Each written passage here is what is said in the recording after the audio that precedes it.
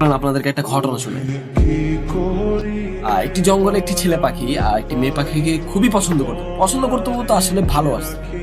তো একদিন সে সাহস করে মেয়ে পাখিটিকে বলে দেয় যে আমি আসলে আপনাকে অনেক ভালোবাসি।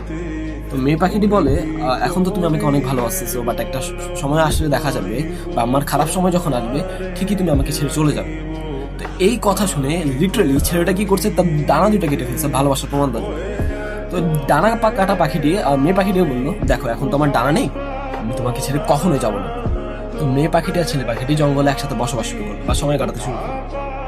তো একদিন হঠাৎ করে তীব্র ঝড় মানে তুফান মানে আসতেছে, এরকম একটা ওয়েদার বোঝা যাচ্ছে। তো ছেলে পাখিটি অর্থাৎ ডানা কাটা পাখিটি বললো দেখো এখন আমি তো টের পাচ্ছি যে একটা ঝড় আসবে, অনেক বড় তুফান আসতে চলেছে, তুমি এক কাজ করো নিজেকে বাঁচানোর জন্য কোথাও উড়ে চলে যাও। তো মেয়ে পাখিটি করছে তৎক্ষণিক উড়ে চলে গেছে, মানে তুফানের ভয়ে উড়ে নিজেকে বাঁচানোর জন্য একটা সেফ জায়গায় চলে গেছে, মানে বিপদ সীমানার বাইরে চলে গেছে। তো ছেলে পাখিটি কি করছে সেখানে ছিল। তো মেয়ে পাখিটি কি করছে, উড়ে যাওয়ার পর সে জানতে পারে যে আসলে তুফান আসেনি। সে তখন আবার জঙ্গলে ফিরে গেছে সেই ছেলেটার কাছে। তো যাওয়ার পর দেখে যে ছেলে পাখিটি আসলে মারা গেছে।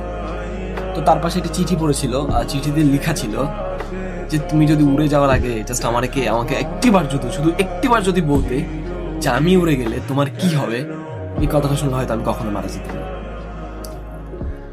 তো এই উড়ে যাওয়া পাখিটির মতো আমাদের পৃথিবীতে এমন অনেক মানুষ আছে যারা চায় যে তাদেরকে নিজের সবটুকু দিয়ে ভালোবাসুক, যারা ওয়াদা হিসেবে এমন কিছু শুনতে চায় যে তাদেরকে কেউ কখনো ছেড়ে যাবে না। অথচ দিন শেষে দেখা যায় তাদের মতো মানুষগুলো নিজেরাই বদলে যায়।